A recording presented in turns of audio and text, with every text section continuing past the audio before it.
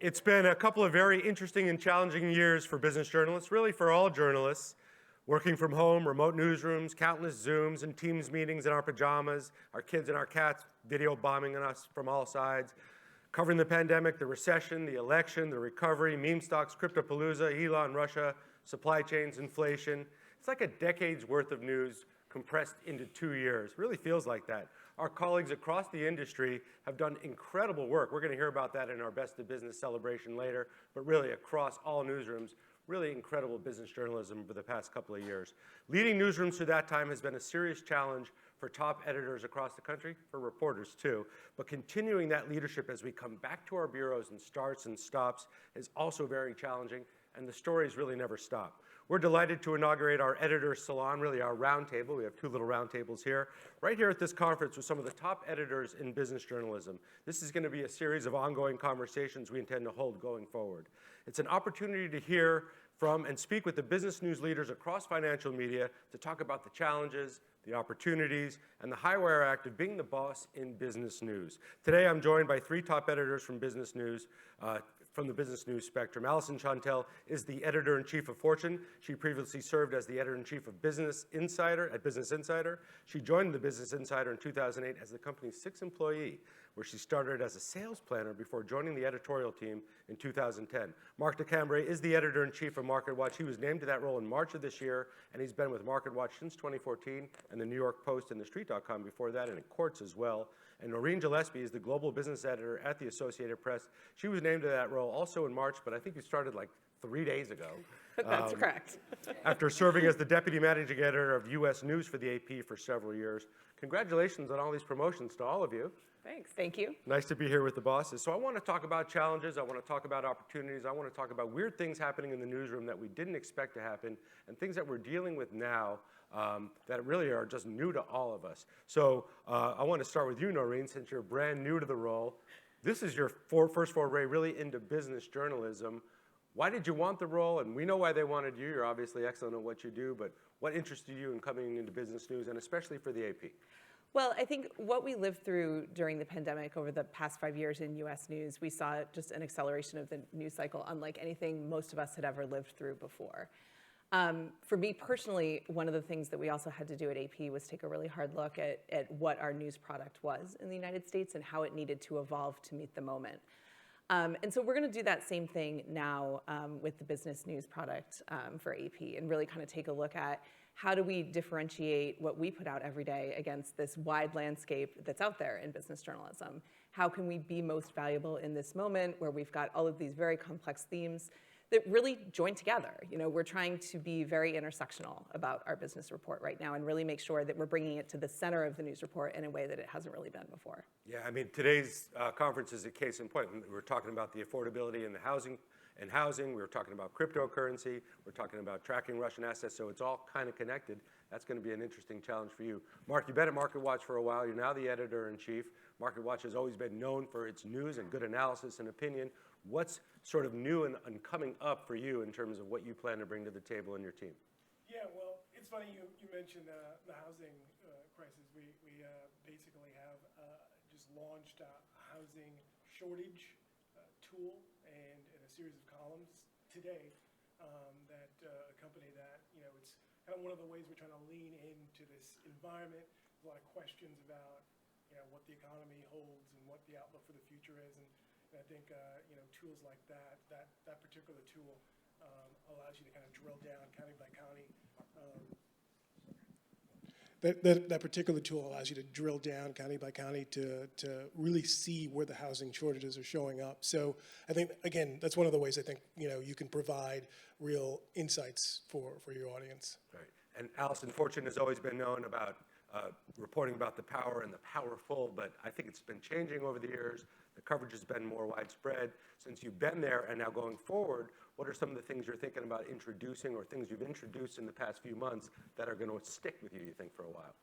Yeah, I mean, there's so much that Fortune has done extremely well. They are like the crown jewel of business reporting, in my opinion. I mean, they've been around for almost 100 years. They have iconic lists like the Fortune 500. There's a lot that I do not want to mess up, and I just want to nurture and keep. And there's a lot to grow on top. So, you know, one of the things that I noticed when I came in is the drill down beats were a bit lost. A lot of people were general assignment and they were kind of flooding to wherever the story was, but a lot of help can be made by having people focus on specific areas that we want to own at Fortune, we want to really be the authority on, and so we're rebuilding a tech reporting desk so that we're consistently breaking news of importance to our readers. We are launching a crypto desk, which is taking a little bit of a bloodbath this week, but we do think is important in the long run as well. Leadership, I think Fortune, importantly, is a place for leaders and managers to become best at what they do, and even if you think that everything needs to become more flat in corporations, you're still going to have a CEO who needs to run a company, and it's never been harder than it is now. So we were picking our drill down spots.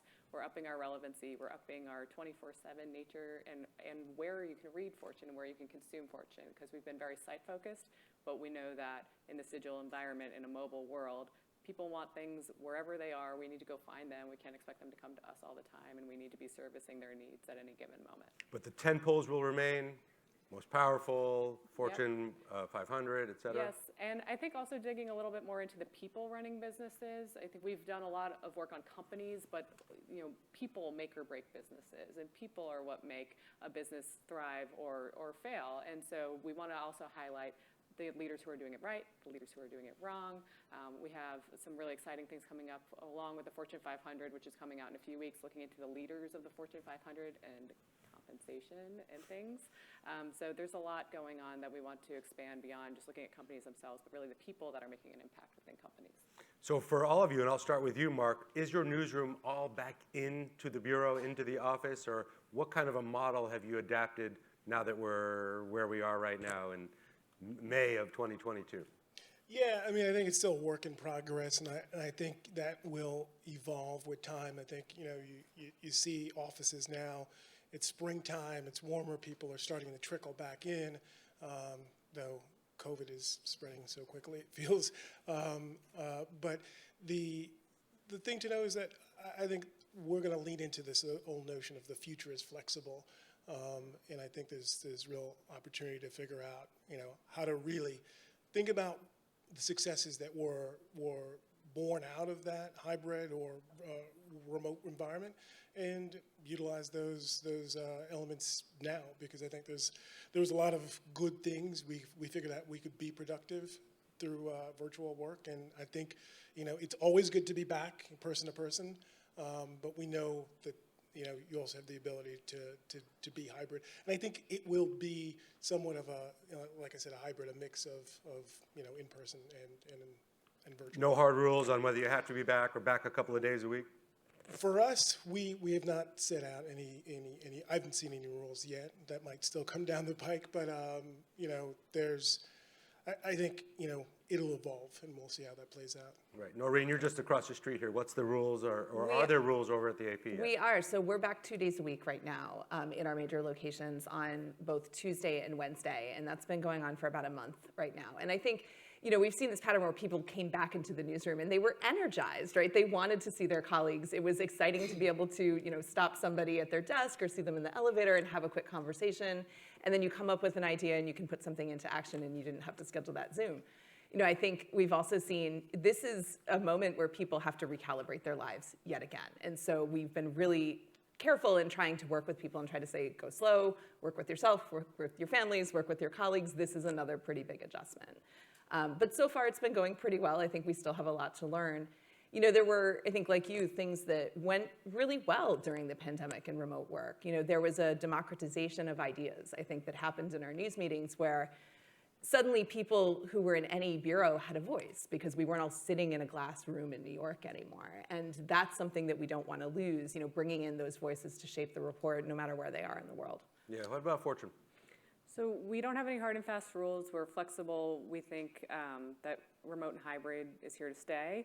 However, we do recognize that we are in a creative industry, and that when you see coworkers, it makes the office worth going to. When you don't, then you're like, why did I just commute all this time? So we can be better about vocalizing intentional days to go in, and so that's what we're we're trying out. I'm personally going in 2 days a week. Tuesdays and Wednesdays seem to be great days. But I'm starting with like once a month, like highly suggested day where I will give you free lunch and I will take you to happy hour and we will make it a party. It'll be great. Come in. But let's all get on the same page about which day we're thinking, and maybe we can up the cadence over time, hopefully to weekly. But just getting people used to seeing each other again. Because when you're remote and you've never met a bunch of your coworkers, it's really hard to form relationships. It's pretty key with new staffers too, people coming out of school and not knowing what the culture of Fortune or AP or MarketWatch is. And it's important to infuse that to some extent. You can't really do that as easily remotely.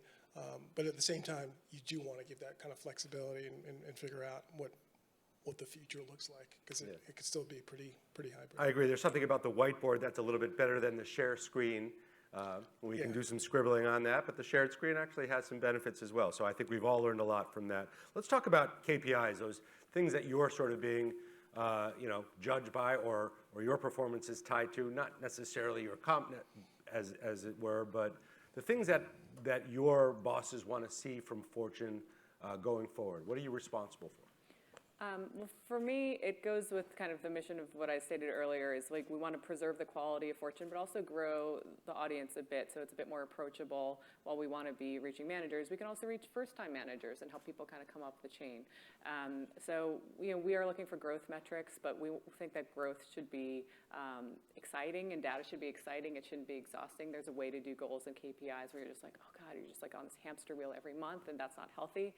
But working with the reporters and editors to show them what data they should be paying attention to see where reader and viewership interest is, making educated assumptions about what stories they want to be seeing more of based on that data, and then we can work some goals and KPIs around that are like motivating and encouraging them and shows them when people are resonating with their work. Yeah, well, you and MarketWatch, you have the paywalls and you have the subscription. Does that ever come up in conversations with your bosses?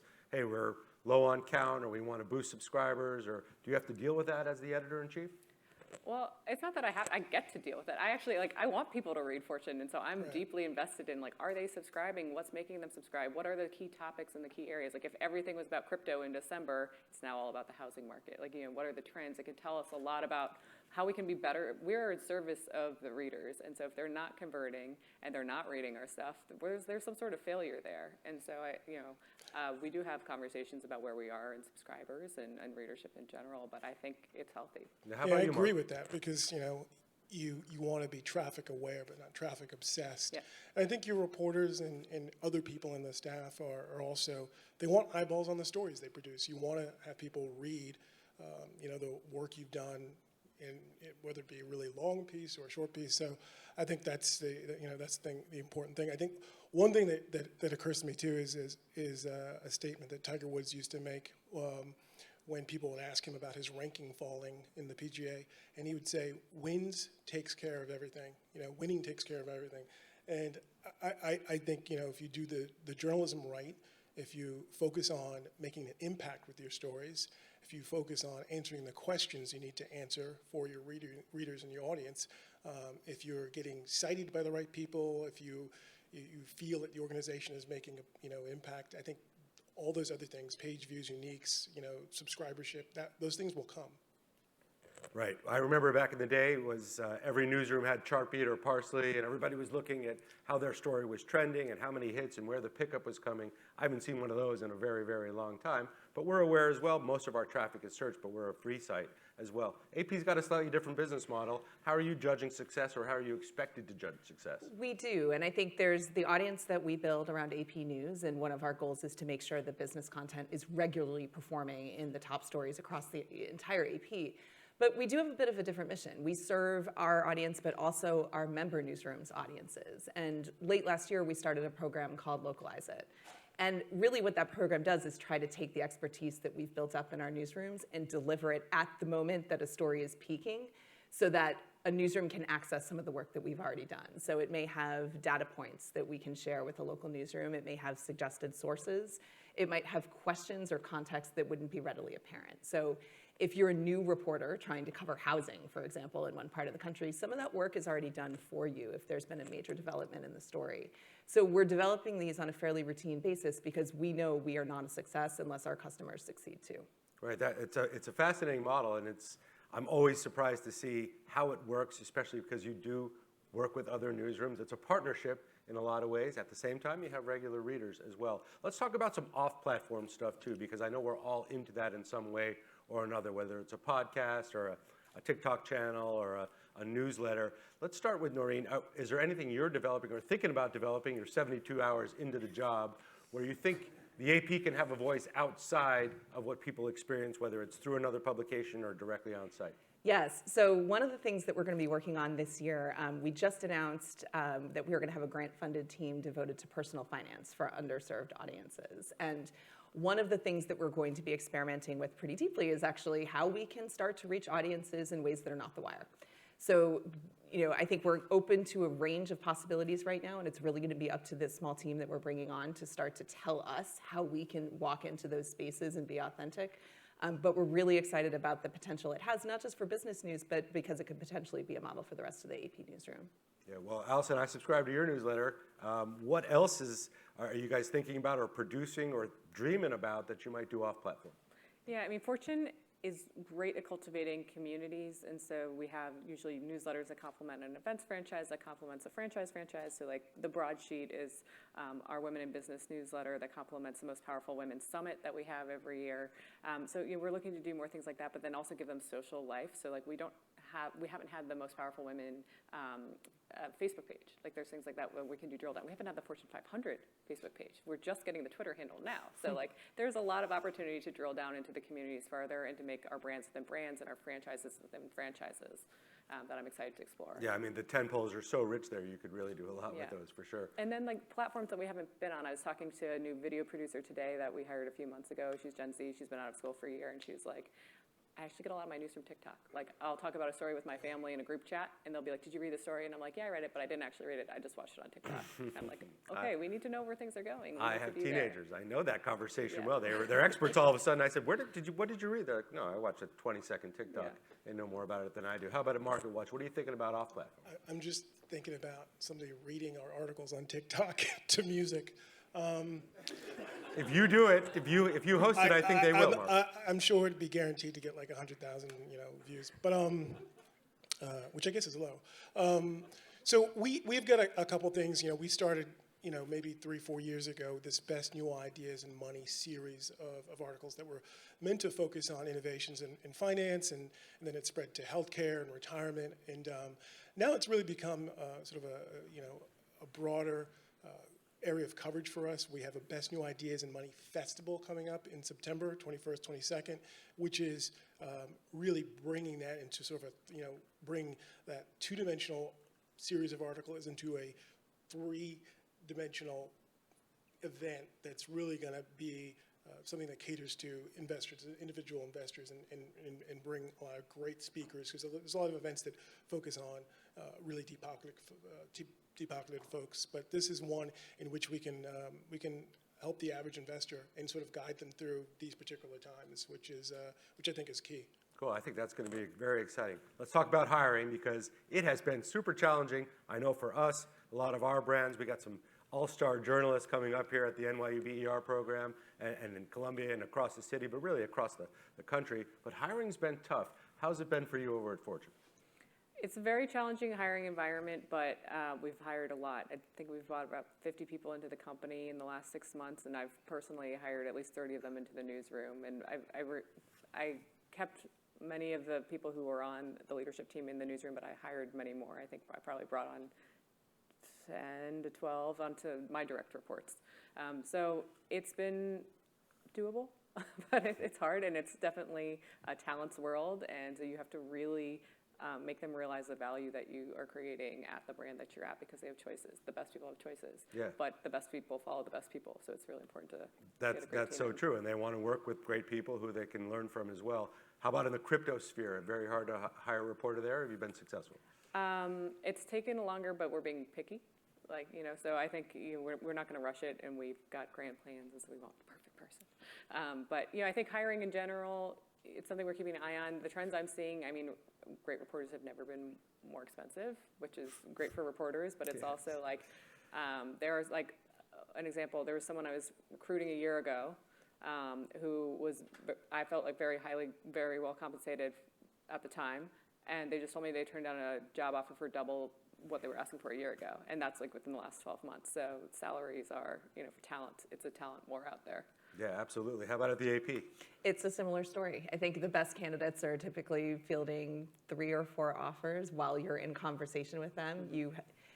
Which it can affect the courting process a little bit, right? You want to get to know somebody over time. You want to make sure that you're making a deliberate decision both for the reporter and for you. And, frequently, that process has been accelerated. So I do think, though, I remember when I first came out of school, there were no journalism jobs to be had at that time. And what an amazing moment that we're in that people can have this many choices. I just think it's good for the industry. It makes it tough when you're in our seat, but it's a great thing for the journalists that are coming up into this era. Yeah, it's great that you can make a career out of it, and that Allison's been courting someone for a year and still not closed the deal. It shows how challenging it can be. Oh, I know, and you could come in with an offer that you beg your CFO for, to try to get a little bit more for that person, and they come back to you, and you're just so far off the mark. How about at MarketWatch? You got a lot of talent there already. How about hiring new talent? And we're actually growing. We're growing by double digits. We're in new positions, and that process of hiring is actually taking place. We're encountering the same things Noreen and Allison are encountering in terms of the challenges, but it's moving along. So I'm happy to field resumes from. That goes for all of us, by the way. Come talk to us after this panel. And additionally, I think it's also important to really focus on not just like filling spots, but like making room for really talented people that you might not have. The job description doesn't quite fit what I was looking for, but you could fit somewhere. So I think that's being sort of flexible about that sort of hiring is important. I think I'm also looking for a crypto reporter, but that's a challenge too, because you need someone who's grounded in, from my perspective, grounded in markets, grounded in finance, and it also knows blockchain.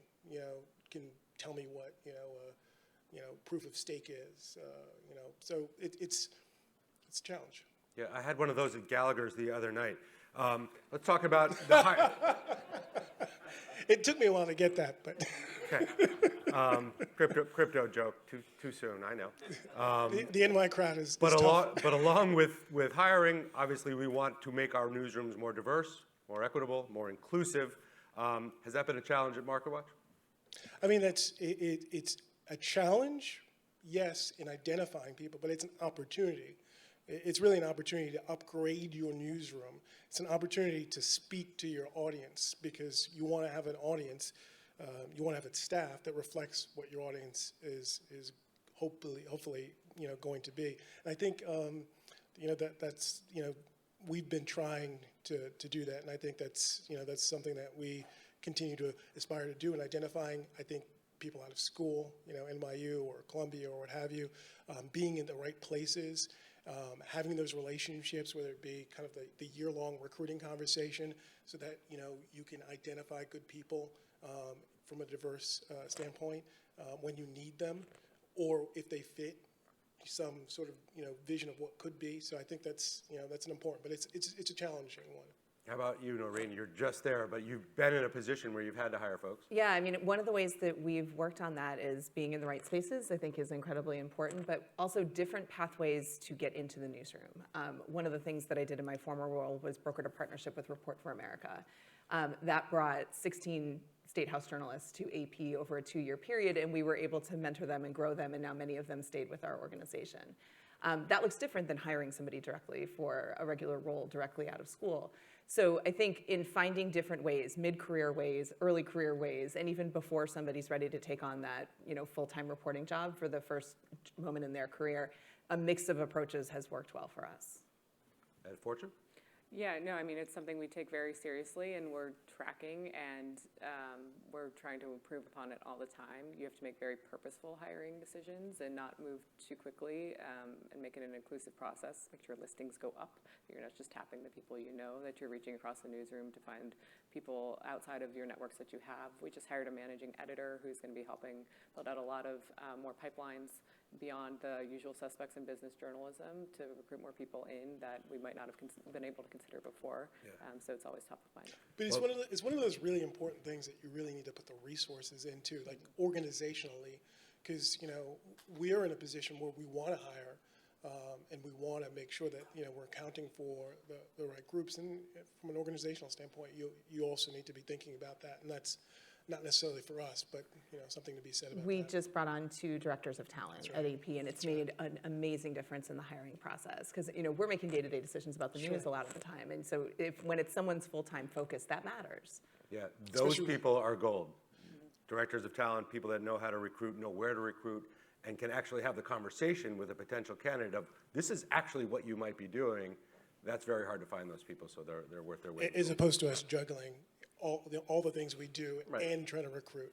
And speak for myself, I've been in the game a while, and I'll go to where I usually go or the people I usually know, and that often doesn't work because where I work at Investopedia, it's a very different type of a newsroom than when I used to work at a CNN or a Bloomberg. But these are 3 very well-established brands that any young journalist would want to, or any journalist of any age would want to work for. I'm going to open it up to questions, but I want to ask one thing for me. Actually, I'll save it for the close. Let's go to questions, and I'll save it for the close. Any questions from the crowd? I see you there. I see you there. Let's go here first, and we'll go there next. Hi, I'm Oliver Staley. I'm the business editor of The Observer. A number of you are hiring crypto reporters or crypto editors, and that's a beat that didn't exist 5 years ago. I'm wondering what beats could you see into the future, that don't exist now, but you can anticipate wanting to hire for? Like, what would be like in 5 years, or even less? Like, what are some dream beats that you can anticipate opening up, or in that would be sort of maybe for these students' career ambitions? Let's go, Allison, you first, and we'll go down the line. Okay. Everything is changing so fast. I'm a little bit trying to be in the here and now. I do think that crypto, is going to stick around in some way, shape, or form, and so it's worth building a desk despite the crypto bloodbath that's happening all around us right now. I think crypto is definitely something to invest in. That's a hard question to ask. I don't want to be first. How about Web 5? Yeah. I would Just mic it up. I would echo. Oh, sorry. I would echo what Allison is saying in terms of crypto not going away, and there's plenty to report on in terms of the blockchain, the technology itself, the underpinnings of crypto won't go away as far as I can see.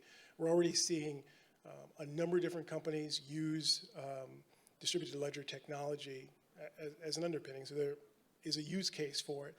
We'll see how that evolves, and I think covering that from financial payment companies, from decentralized finance is still an area where I think there's room for growth outside of the assets, just the actual technology, the ability to kind of create a marketplace and an infrastructure that's on a blockchain is, I think, very unique and very useful, and something that we'll see evolve over time. So if you take away the assets and the bloodbath, there's something more to be said, and more to be reported on that.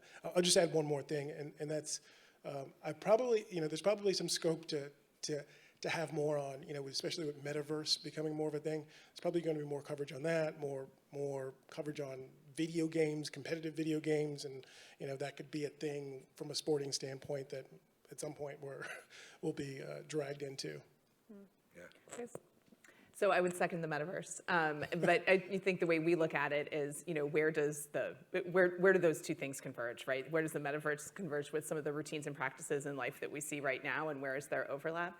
In general, one of the conversations we've been having is just sort of looking at the future of everything, the future of retail, the future of crypto. Does it survive, does it not? And what are the consequences of that moment? So I think as we start to design out our future beats, that's the lens we're going to use, right? How can we be ahead of what the future of any given thing, the commercialization of space, for example, is going to be? Great. Right here. Hi, my name is Karen Ho, and I'm a freelance reporter.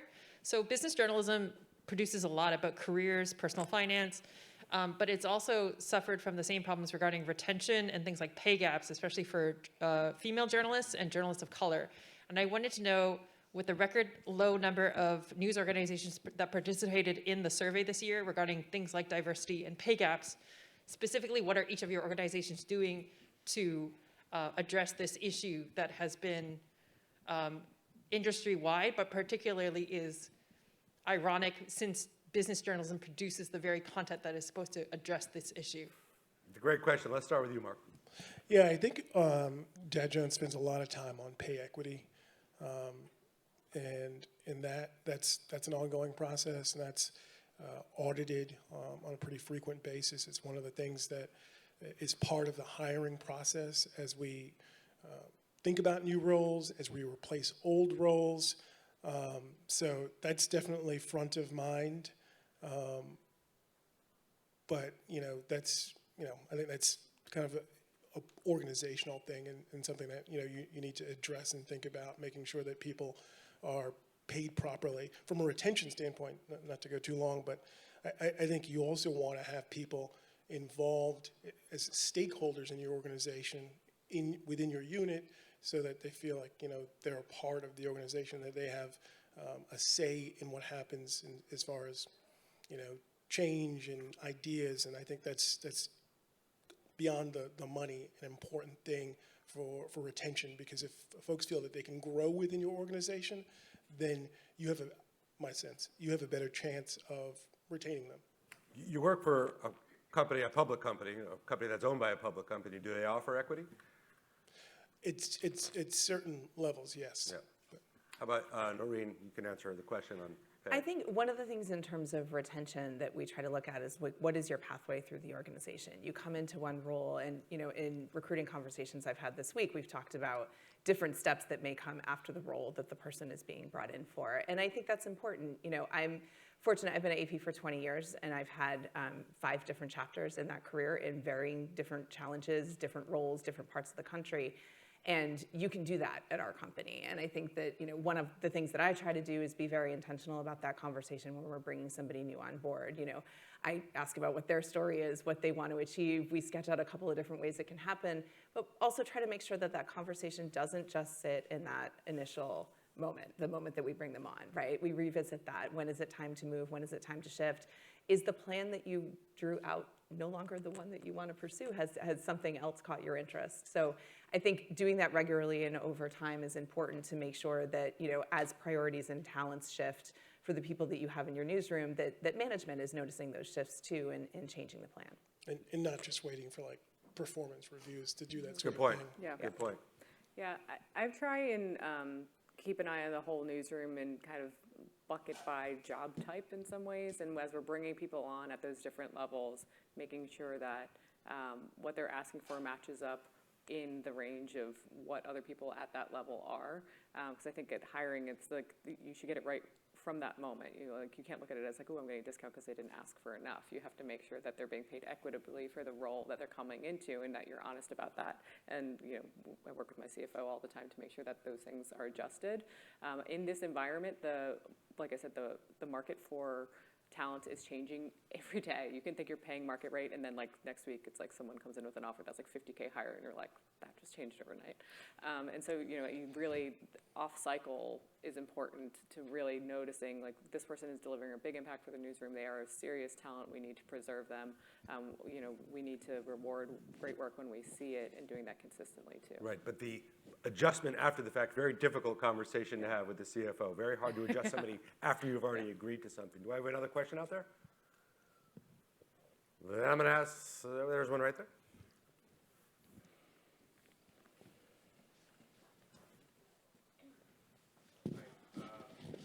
My name's Jake Meth. I'm an editor with Expert Press, and I was previously at Fortune until about 6 months ago. And something that I was curious to hear you talk about is the how you work with unions.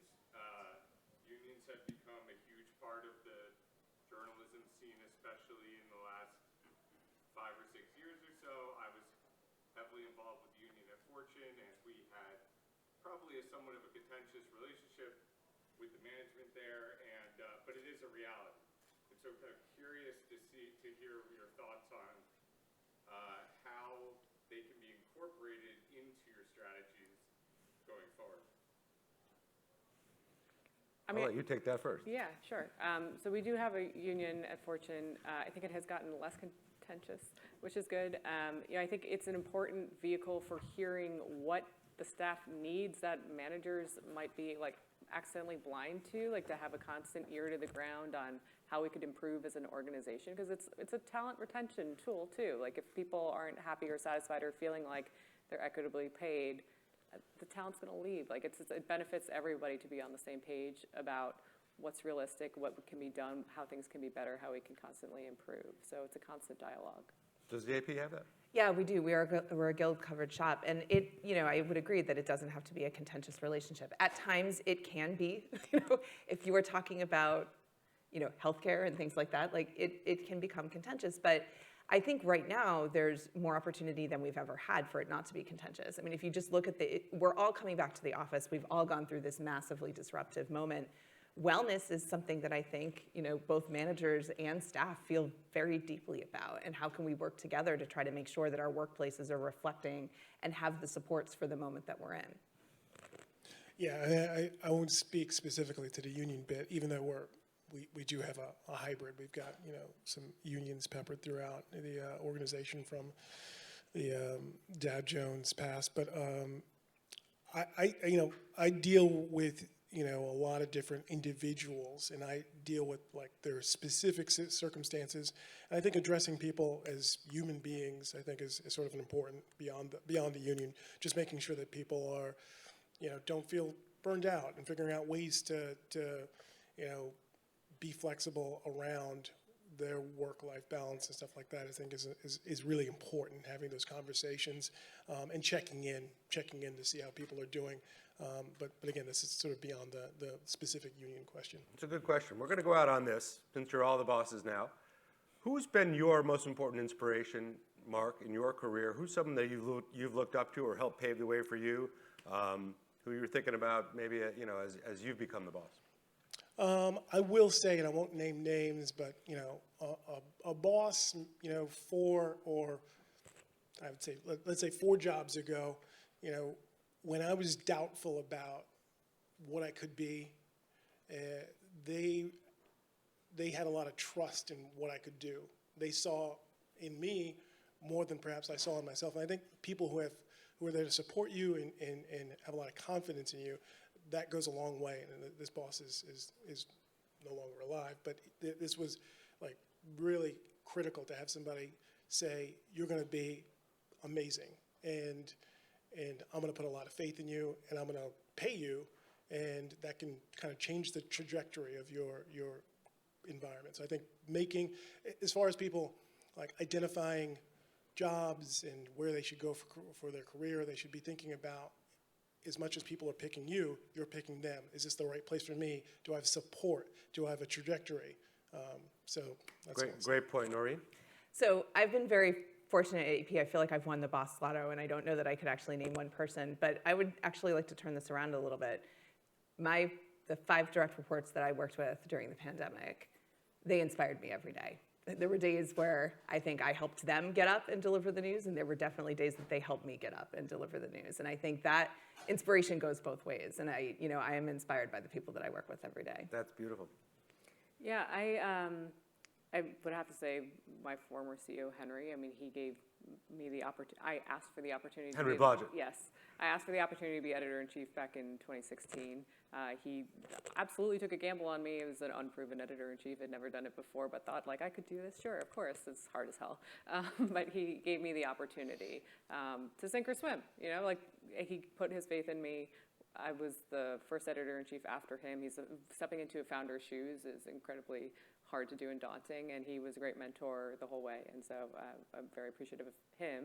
And actually, my former boss, Nick, also, like, he was my boss from the second I switched over to edit, and like was a confidant and advice giver the entire way up. Yeah, good advice for journalists of any age. Find that person who's going to help you, guide you, consigliere, rabbi, whatever you want to call it. So important, and be that person for those people that you work with or who work for you. My mentor, my guidepost is up here somewhere, Myron Kendall. If Myron's in the house, let's give him a big hand. He's the godfather of business journalism.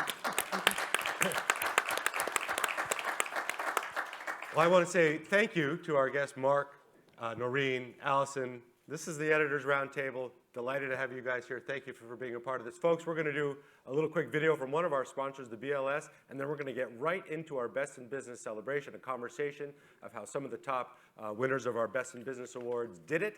And then we're going to give a couple more awards, and then it's wine and cheese time on the porch. So thanks so much for sticking with us. Let's roll that video, and thank you guys again for joining us. Thank you.